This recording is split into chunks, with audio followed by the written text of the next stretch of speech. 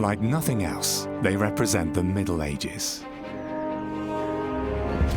Castles take us back to dramatic times. They're shrouded in myths and legends.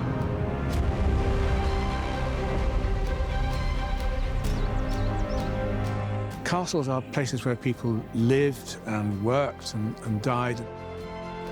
They were economic centres, fortified homes, and sites of countless battles. They become part of the European heritage. History was made in any castle. Yet what if the enemy was at the gates?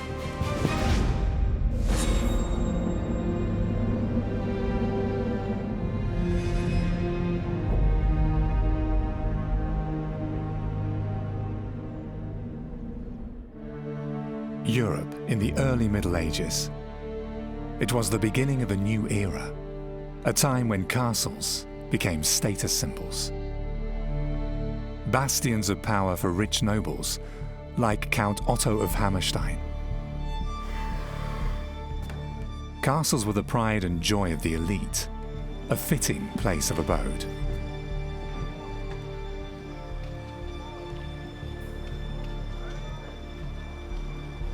A preacher, Berthold of Regensburg, wrote about them, "We have to kneel in front of you, to rise in front of you, and one has to fear you. You have a lot of space around you. You ride and you walk in splendor, and you have towering castles and fair ladies." The nobility was highly class conscious, and this was reflected in their homes, their clothing, and their food.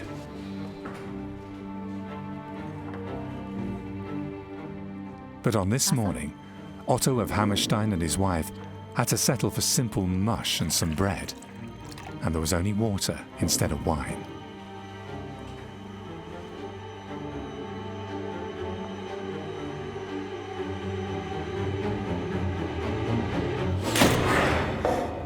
The reason for this meager meal? Outside the walls of Otto's proud castle, troops, led by the emperor himself, had begun to lay siege to the fortress. Emperor Henry II was hell-bent on taking Castle Hammerstein at all costs. Yet, due to its position, Hammerstein was near invulnerable, and Henry lacked the means to storm it with a direct charge.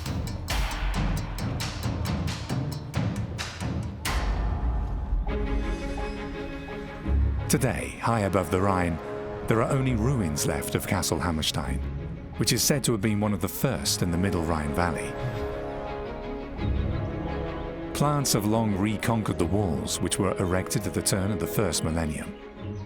Allegedly, Otto himself built the castle and duly named it Hammerstein. The possessions of his family spread out east of the Middle Rhine.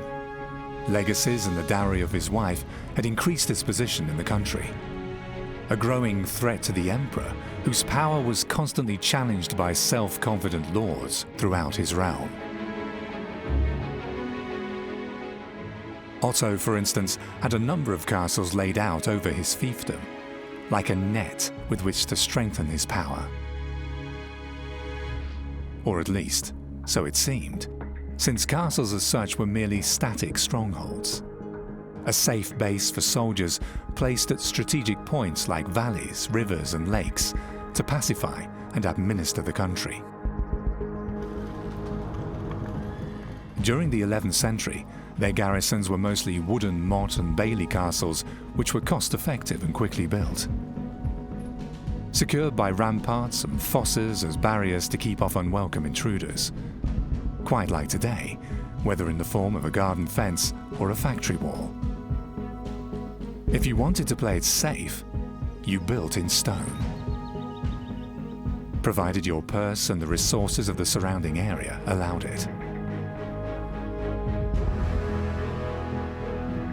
For any attacker, a castle of solid stone with a tower and high walls was definitely a challenge.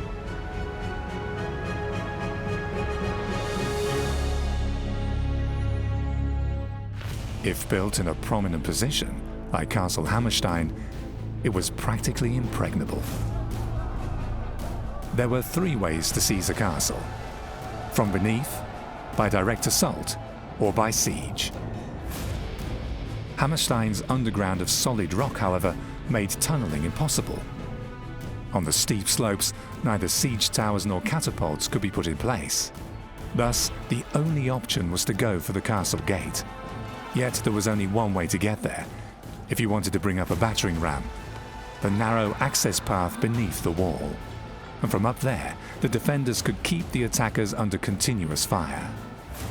Cutting off the castle supply was less of an effort and posed the biggest threat to the besieged.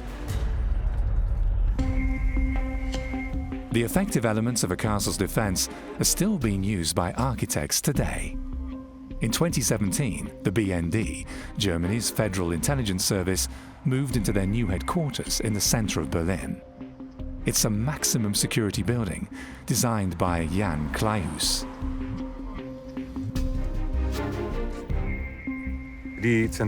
In a way, the center of the BND is comparable to a castle. Here we have a fence whose function is obvious and meant to be so. There is a ditch, and in certain parts the walls are extremely thick, just like in a castle. And finally, there is a windowless base. So, in principle, that is, metaphorically as well as architecturally, we have all the elements of a castle or fortress.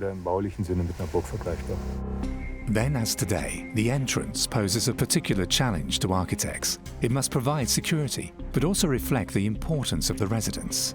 That too is an element we find in the architecture of medieval castles. The two gatehouses are meant to impress, like a portal bearing the owner's coat of arms. On the one hand, they serve as an entry for the employees, yet at the same time, they function as a prestigious ramp.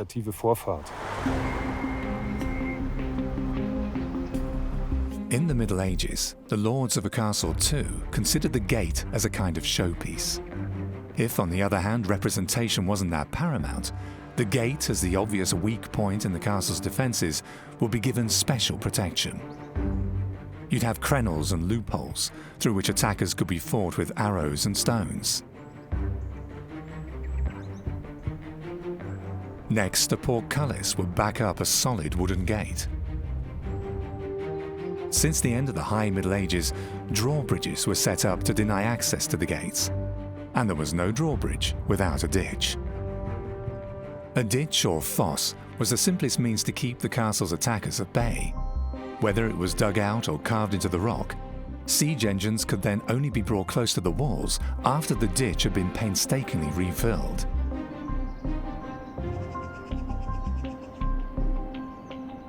A water-filled ditch or moat also contributed towards sustaining the castle's inhabitants. In it, fish like carp or crustaceans like crab were kept, which would be served at the table of the lord of the castle. In 1402, in his book Bella Fortis, military technician Conrad Kaiser noted that ditches were even used to keep livestock. Especially popular were geese and chickens, but also dogs as a kind of living alarm system. During a siege, however, they quickly lost their usefulness. For 3 months, Otto had managed to withstand the siege. But winter in a castle was harsh. Even the furniture had already been burned. There was no option left but to surrender. According to custom, Otto and Ermengarde now had to humiliate themselves in front of the victorious emperor, dressed as penitents. Barefoot and in simple garments, they walked up to Henry.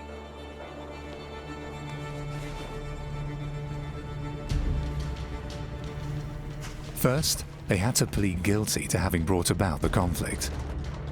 Then, they had to implore forgiveness. Henry II didn't grant mercy as easily as his predecessors. To him, clemency was only one option. In the case of unyielding resistance, he did not hesitate to impose the death penalty on an aristocratic opponent. However, Otto and Ermengarde were spared the scaffold. But they did not escape unscathed.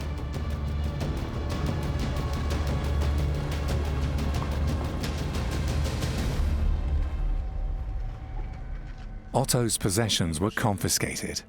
Hammerstein became the emperor's property, and thus a Reichsburg, an imperial castle.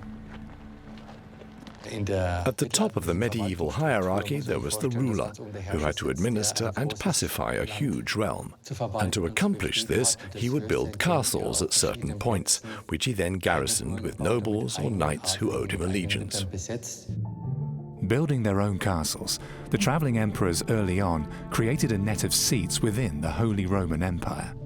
The imperial castles served as strongholds, as well as royal residences, and they were ideally suited to remind the local rulers of the presence of the monarch, a concept unique to Europe. In early medieval France, there was no administrative structure like that of the travelling emperors. Therefore, the architects of its castles aimed less at representation and more at well-fortified designs. Up to the end of the Middle Ages, French donjons fulfilled a double function. They were both residential and defensive buildings. To defend the castle, its garrison would fire arbalests and bows through the crenels. Protruding openings up on the tower, so-called machicolations, provided the possibility of fighting attackers even at the foot of the building. It was a successful design, imported to Britain by William the Conqueror in the wake of his invasion in 1066. The Bayeux Tapestry is a contemporary record of a successful campaign, up to the Battle of Hastings.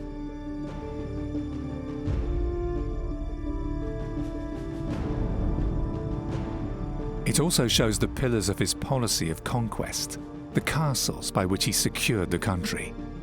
In the end, he had seized or newly built nearly 100 of them. Thus, the features of the castles of northern France became the core of British castle architecture. But across the Channel, with time, a rectangular floor plan prevailed, the so-called Great Tower or Keep. One of them is still a landmark of London. The White Tower, commissioned by William the Conqueror. The reason for building a building like the White Tower is you can combine three things in one building. One is a residence. It is undoubtedly defensive. I mean, you could defend the White Tower against an army for a long time.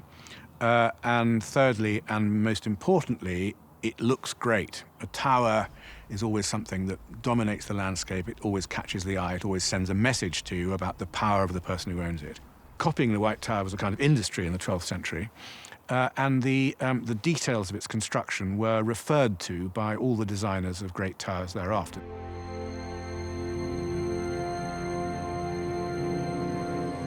However, on the continent, elaborate construction programs like those of the Norman conquerors were rare. A chronicler, Bruno of Merseburg, mentioned that Emperor Henry IV had 8 castles built near Goslar to protect the silver mines in the Harz Mountains. Yet, as the chronicler notes, the garrisons at once set about subduing, oppressing, and exploiting the nearby lands. So it wasn't just emperors and kings who benefited from the new seats of power. The administrators, appointed by the rulers, became ever more important as their property and influence steadily increased. In the High Middle Ages, the so-called ministerials formed a band of nobles in their own right. Famous dynasties like the von Pappenheims sprang from ordinary administrators of a castle. Almost 100 years have passed since Otto had defied the emperor. Now Castle Hammerstein too had become the seat of a ministerial by the name of Ludwig, who was to bear witness to the decline of this once proud fortress. Castles weren't merely strongholds for soldiers and their rulers. They were also gigantic vaults for the treasures of the sovereigns. Since 1105, Hammerstein was keeper of the most precious treasure in the whole of the Holy Roman Empire, the imperial regalia. Possession of these insignia was paramount for any king intending to make a bid for imperial rule.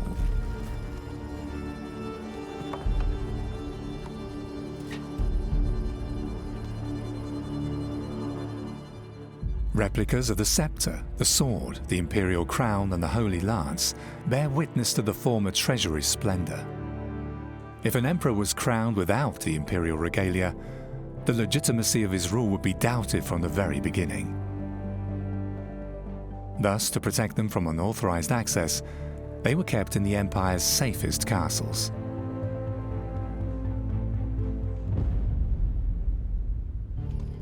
But by then, Hammerstein was no longer a prime choice.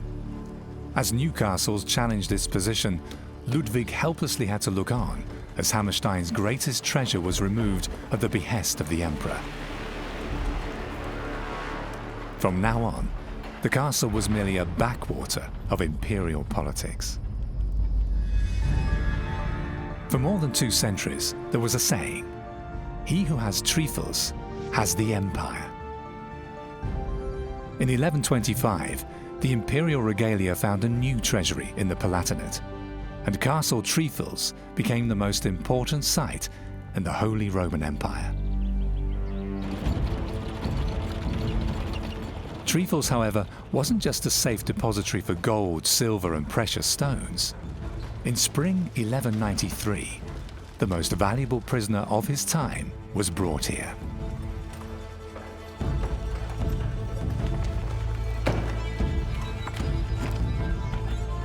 The King of England, Richard the Lionheart. He had become a hostage of Emperor Henry VI.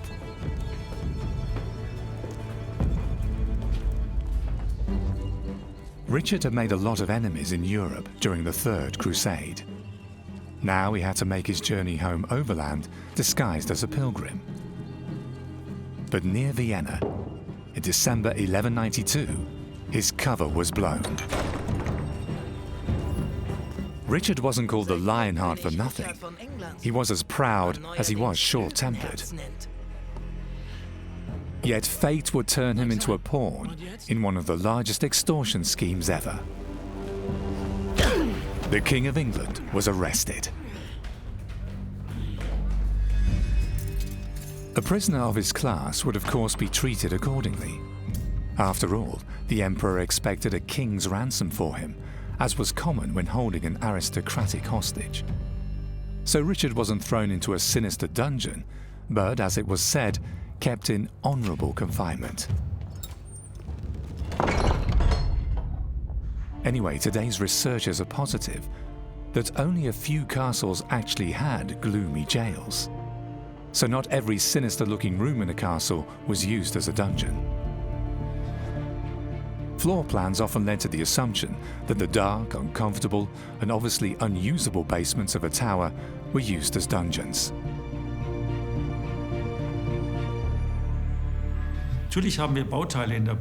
Of course, there are parts in every castle where, with a bit of imagination, that might have been possible. The usual basement of a keep was between 6 and 8 meters deep and was only accessible from above. So, in theory, such a room might have been used as a dungeon. But how did you get in there? There was just a hole from above. So, I don't think that this would be used as a dungeon. There were exceptions, of course, but that wouldn't have been the rule. For the emperor's aristocratic prisoners, the conditions of their confinement could differ significantly, though. In 1113, Margrave Witprecht of Groich, for instance, was kept here in chivalrous imprisonment, much like the King of England. His co-prisoner, Archbishop Adalbert of Mainz, however, didn't fare as well. On his release, he was said to have been close to death, reduced to a skeleton, and with a long grey beard. In 1194, a group of Sicilian noblemen who had been involved in a conspiracy against the emperor and were imprisoned in Trifles suffered even more badly. After another assassination attempt 3 years later, Henry VI had the prisoners blinded as a measure of reprisal. Richard, however, would be spared such cruelties. During his imprisonment, he even enjoyed all kinds of benefits. Allegedly, he even held drinking feasts and wrestling matches with his guards. And although in custody, he was allowed to conduct his state affairs from Castle Trifels. Legend has it that he was found and liberated by a wandering English troubadour. Yet the truth is more prosaic. The emperor's demands for Richard's release were huge.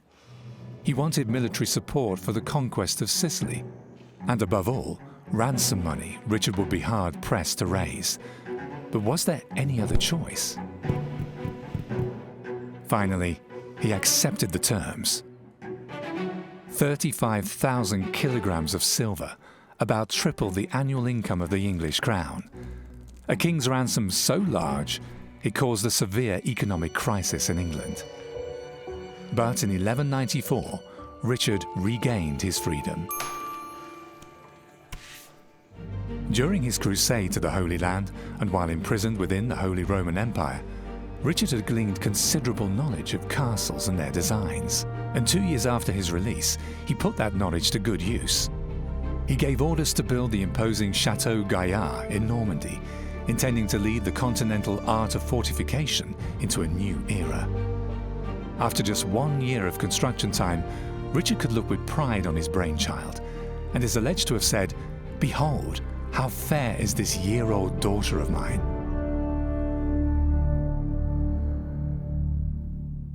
On a beaucoup dit que Château Gaillard Chateau Gaillard was long considered to be the first castle incorporating the revolutionary step from 12th century passive fortification to active defence. Today we view this a little differently, because Chateau Gaillard has neither predecessors nor successors. It's very difficult to identify any particular piece of the apparatus of military architecture which you can say, right, that occurs first in the Levant and then second in Europe, and it must have been copied. The Crusaders of various periods came back with an impression of not Islamic fortifications, but Byzantine fortifications. But just 8 years later, Richard's attempt to establish a new architectural design for an impregnable castle failed. In 1204, the French king Philip II attacked Chateau Gaillard with 6,000 men.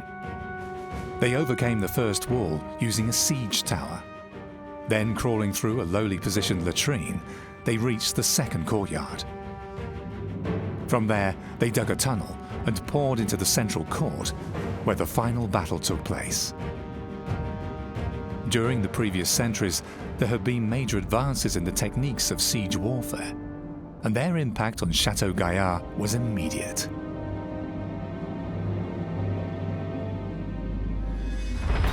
If a castle was skillfully placed, however, it was rarely possible to use siege engines, and any direct charge would result in heavy losses. Miners were much more effective. They were able to dig protective ditches right up to the castle. Once there, the sappers with their pickaxes, hammers and chisels could peck holes into the base of the wall and provide the attackers with a means of access. A tunnel filled with combustible material below the wall was even more effective. Fire would consume the wooden beams, causing the wall to collapse. More daring, a charge using scaling ladders or even human pyramids. There are reports of such attacks up to the late Middle Ages. An even more cunning tactic, which was often used, was to bribe an inhabitant or smuggle in a traitor. In the year 1331, at Castle Eltz on the Moselle River, another significant factor became apparent when it came to castle battles: psychology. Bishop Balduin of Trier wanted to seize the castle to put the knights of Ehrenberg, Schöneck, Waldeck and von Eltz in their place. The Eltzer feud, as it was called, had been smouldering for months. The bishop had sent a small army to lay siege to the castle, with a view to cutting off supplies and thus force its garrison to give up. Yet the longer the siege lasted, the more difficult it became to keep up morale among Balduin's troops, because somehow or other the castle's inhabitants managed to hold on.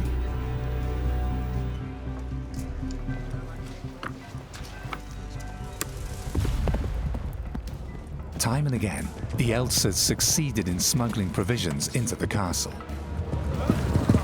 The siege had turned into an endless game of cat and mouse, and with persistent failure, the ranks of the besieging army began to thin out alarmingly.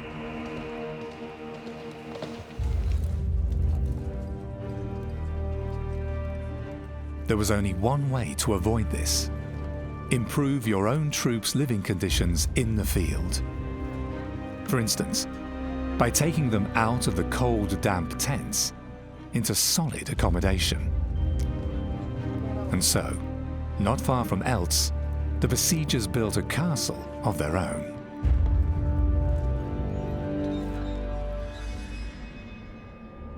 Today there are only a few ruins left of this counter-castle, or Trutzburg, just a few hundred meters away from Castle Eltz itself. On this square-shaped ground, there once stood a tower house shielded by a wall against Castle Eltz. Its position is crucial. Despite the proximity to their fortress, the Eltzers were unable to prevent its construction. A building like this must have put huge psychological pressure on the besieged.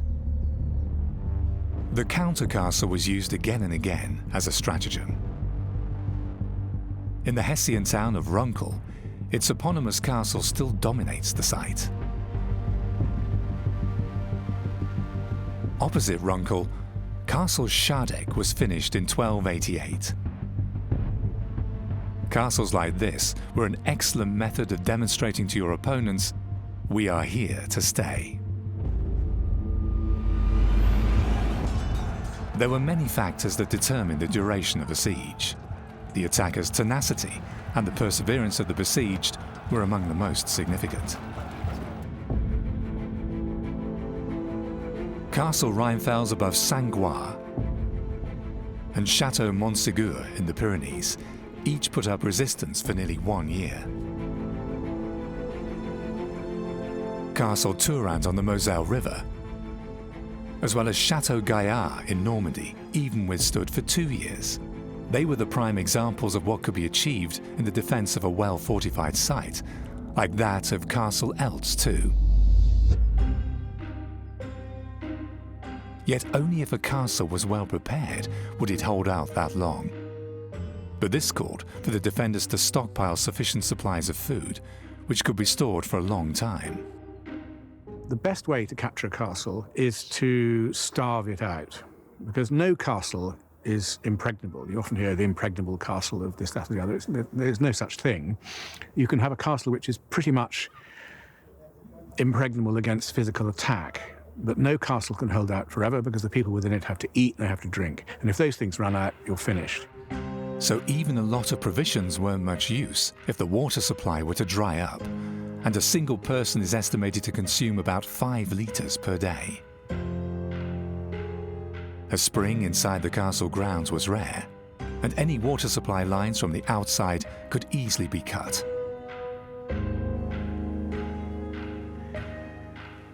Castles on hills were particularly dependent on collecting rainwater or digging a well.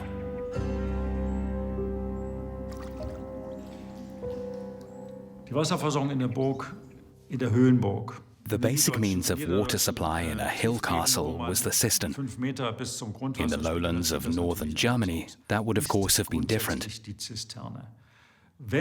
So, if you find deep wells, they're usually features of imperial castles, like Triffers, Kyffhäuser and Gralstein at the turn of the 12th to the 13th century, which are the most prominent examples. Yet, even there, you would look for a site a bit further away to avoid having to dig really deep. At Castle Triffels, the well shaft had to be driven nearly 80 meters into hard rock. It was back-breaking work for the miners. In extreme cases, shafts would reach as deep as 176 meters.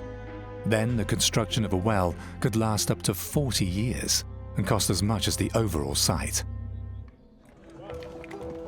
At Castle Eltz, they had to make do with a specially built cistern which caught the rainwater.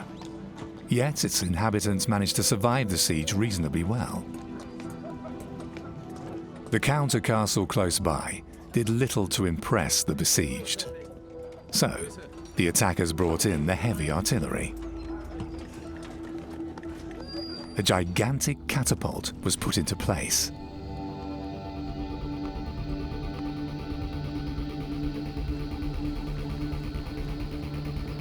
And then,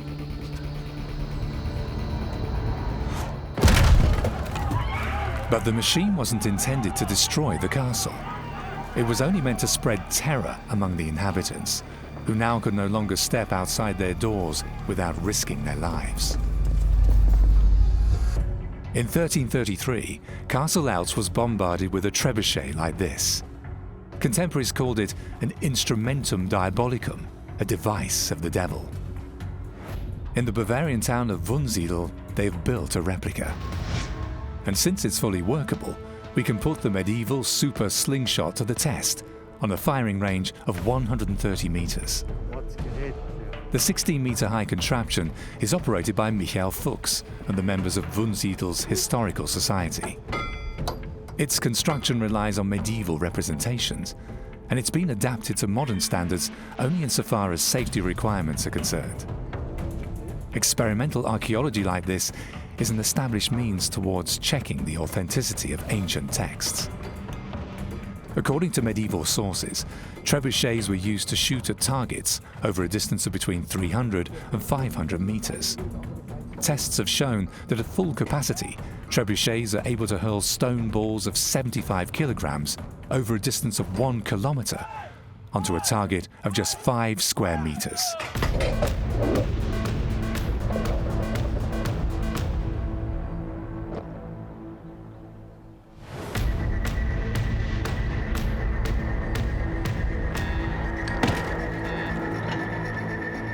The impact of the projectiles reveals the efficiency of the catapult.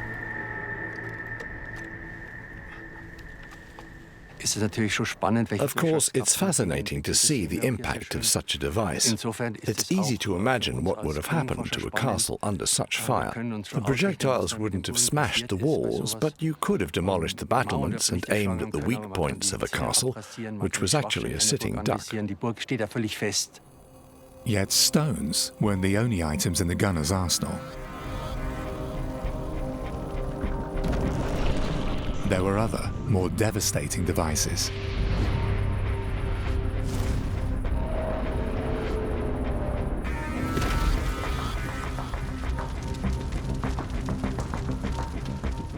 One of those who published his observations on the application of the devilish devices was an Italian engineer from Siena named Taccola. He has passed down numerous drawings of real as well as of imaginary war machines. He even recommended the use of firebombs or blazing live animals, which would run around the castle setting everything on fire. If this weren't enough, feces, carrion and dead bodies were used as biological weapons, intended to spread plagues and to lower the morale of the besieged.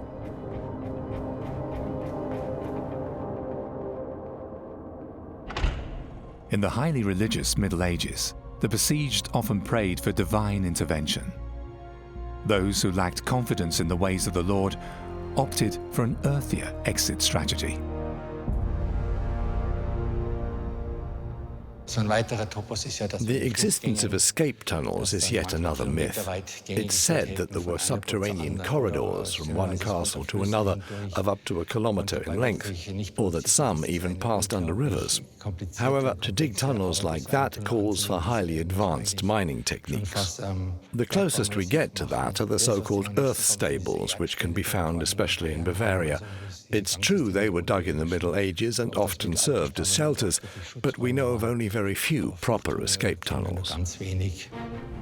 Understandably so, since they harbored a definite risk and had to be constantly guarded. If a tunnel could lead you out of the castle, it might just as quickly lead you in.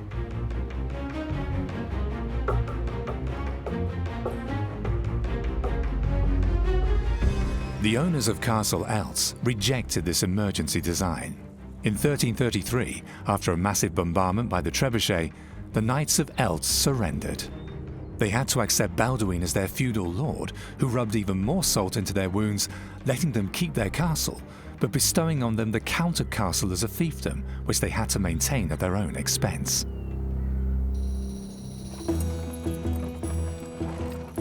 But 150 years later, a new era had begun. In the late Middle Ages, gunpowder weapons provided hitherto unknown opportunities to fight back. Quite like the salesman of today going from door to door, Back then, cannon dealers were travelling from town to town and from castle to castle. Like all salesmen through the ages, they were quite often looked upon as a nuisance. On the other hand, the interest in military gadgets or superweapons was as widespread among medieval knights as it is among the power-hungry dictators of our time.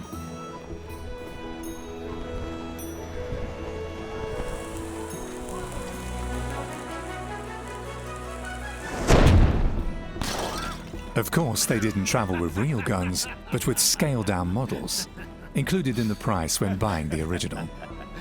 Some of these miniature cannons can still be found at Castle Eltz.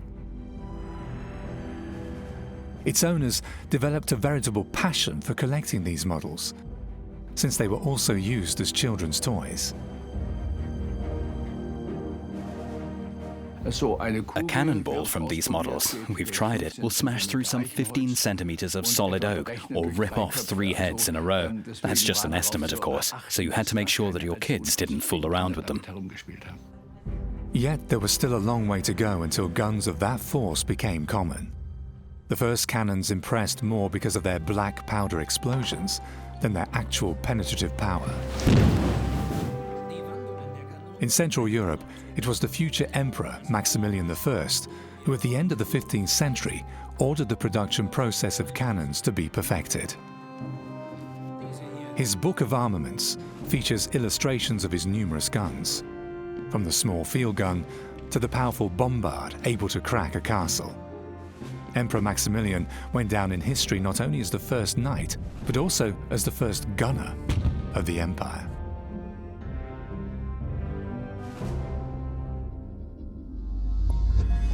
New weapons called for new means of protection. Up till then, fortifications had been designed merely to withstand an attack by foot soldiers, battering rams, and missiles, or to demonstrate the owner's social status. The keep, for instance, which from the 12th century onward became a characteristic element of castles in Central Europe, didn't serve any military purpose, but rather as a widely visible symbol of power. During the 13th century, the shield wall was another element intended to impress. Yet, as it was particularly high and massive, it doubled as a protective wall to shield the rest of the castle against bombardment by heavy catapults. At the same time, gatehouses, auxiliary towers protruding from the curtain, portcullises, and drawbridges were introduced. From the 14th century onwards, the outer ward became popular as an additional rampart to fight charging foot soldiers. The advent of firearms, however, forced the architects to explore new methods when it came to building castles. Yet, not everybody was prepared to upgrade the defense of his castle and to invest in new technology. In the late Middle Ages, numerous nobles simply sold their ownership rights of their castles. Some, however, believed that the medieval fortress still had a future. Like Franz von Sickingen, who in 1518 made a bid for Castle Narnstein in the Palatinate. He was thoroughly acquainted with the latest military developments and their efficiency. True to his motto, to dare and to act, he intended to prepare Castle Narnstein for a new era.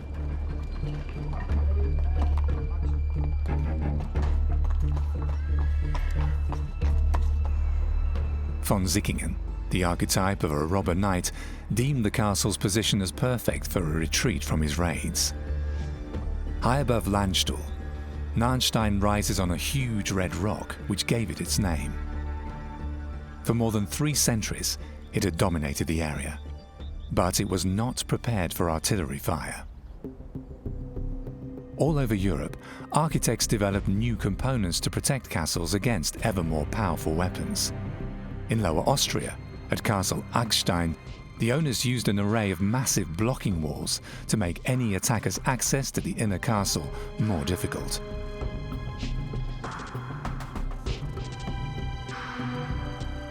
Like at Castle Wildenstein, a kind of oversized shield wall, a so-called bastion, was set up to protect the main castle. From up here, even the outer area of the castle could be defended with gunfire across the outer bailey.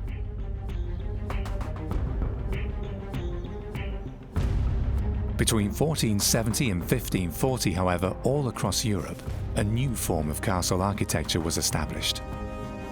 At Fortress Coburg in Franconia, these alterations can still be retraced. To protect the walls against cannon fire, they had to be strengthened. The solution was a widening of the ramparts by further brickwork and heaped up earth behind the walls. The newly built platform, in turn, provided sufficient space for artillery. In 1527, even the famous Albrecht Dürer devoted himself to the new defensive architecture and published a paper titled Some Instructions on the Fortification of Towns, Castles and Hamlets. He specifically mentioned turrets as a new means of fortification. They would provide excellent protection against iron cannonballs, which in contrast to the outdated stone projectiles, in Dürer's words, would knock harder. Castle Munau across the Swiss border near Schaffhausen was set up as late as 1589 and relied entirely on turrets as recommended in Dürer's work.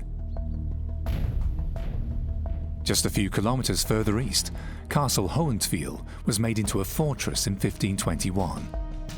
In all, the owner spent more than 50,000 guilders on its construction, the equivalent of 15 million euros. Yet the investment paid off. Hohentville withstood 5 sieges. In 1496, King Ferdinand of Aragon had a unique fortress built at Saus-le-Château in southern France. It combined the tried and tested fortress architecture of the Middle Ages with new elements of fortification. Gunpowder and castles is an interesting love-hate relationship. It's a very long time before castles start changing in their form in order to resist artillery. In fact, it's kind of it's the other way around. The first sign of artillery architecturally is to use artillery in castles. As can be seen at Castle Narnstein. Between 1519 and 1523, Franz von Sickingen had turned it into an artillery castle. Its centerpiece was now the huge battery tower in the east. It shielded most parts of the castle from attack and simultaneously served as an emplacement for numerous cannons. Since Sickingen was well aware of the destructive potential of large-calibre guns, he never set out on a campaign without his giant cannon, the Nightingale.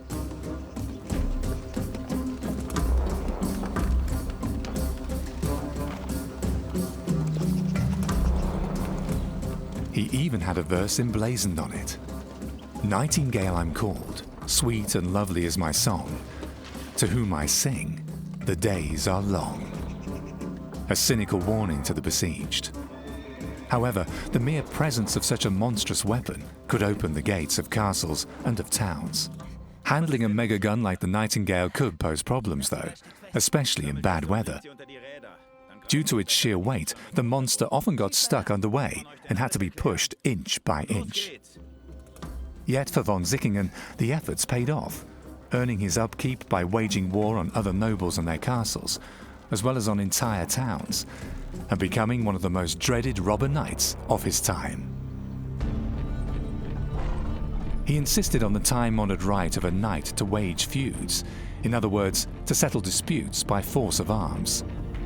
Like today's collection agencies, feud entrepreneurs like Sickingen would also enforce recourse claims, be they justified or not. It was the last attempt by the knights to save their kind from oblivion.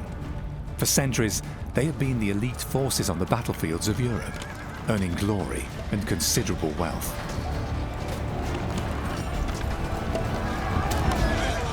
Now, foot soldiers and firearms had supplanted them, ending their main source of income.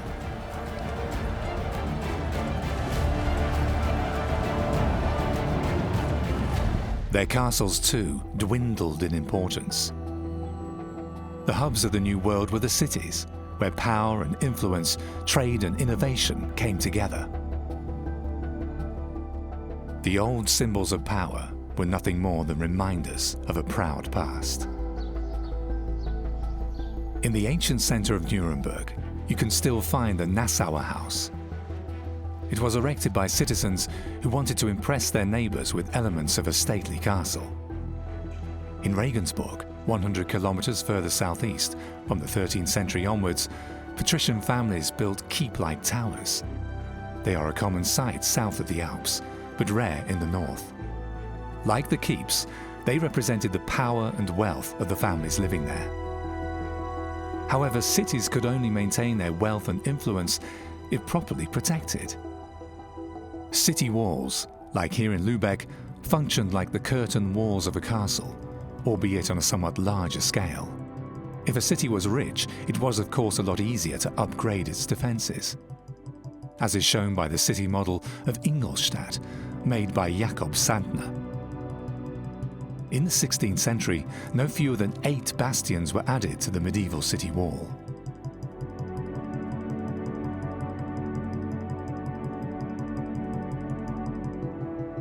For Franz von Sickingen, his latest campaign against a well-fortified city ended in disaster. In 1522, Trier withstood his guns for 5 days without having to mourn a single dead. Von Sickingen had to withdraw and was hunted by a coalition of princes who pursued him as far as Castle Narnstein.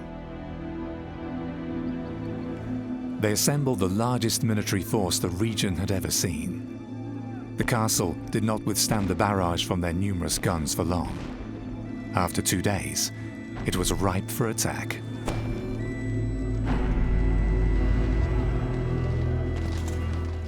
Franz von Sickingen had been heavily wounded by falling debris from the castle walls.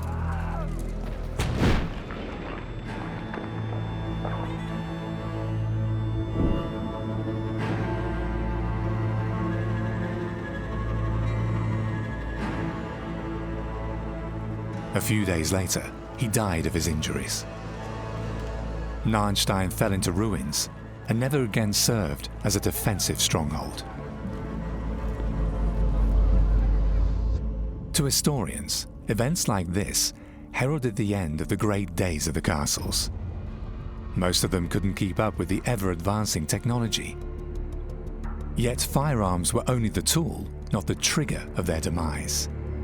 But castles themselves, while they were castles in the full sense of an aristocratic residence, a fortress and a symbol of authority and so on, don't really come to an end, as it were, because of artillery. It's the institutional changes, the political and social changes in the country that bring about the demise of the castle in its medieval form. It isn't really artillery.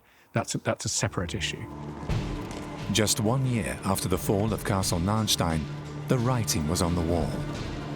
The era of the castle had come to an end. In the southwest of the empire, the peasants revolted. It was a desperate attempt by the lowest social classes to free themselves from oppression by their secular and clerical overlords. One of their targets were the castles. In many places, their inhabitants simply fled. So only a few had to be besieged, yet soon they would also fall. Between 1524 and 1526, about 1,000 of them were torn down by the peasants. In the following decades and centuries, castles became less and less important. At the beginning of the 14th century, more than 100,000 of them had spread throughout Europe. But from then on, their numbers steadily declined. Today, nearly 40% of them are in ruins, and only 10% have survived.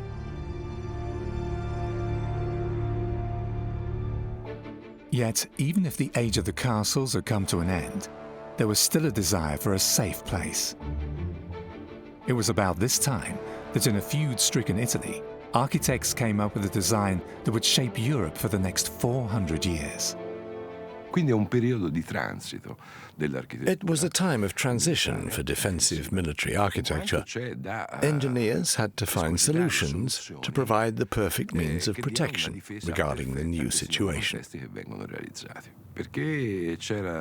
This meant that fortifications were needed that could stand up to the new armory, since Italy during the 16th century was in a constant state of war.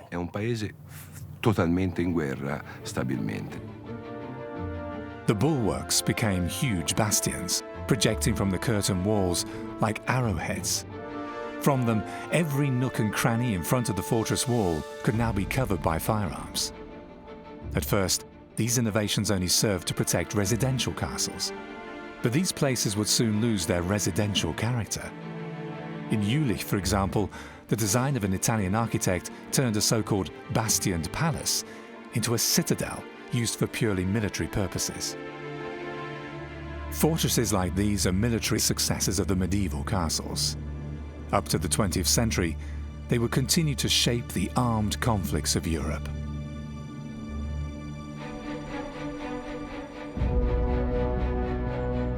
And the castles? For centuries, they merely served as landmarks or quarries.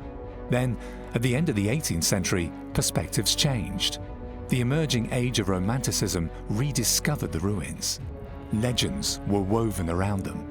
Poets extolled their decayed splendor. Even new castles were built, reflecting a glorified view of the past. Castles became sites of historical remembrance.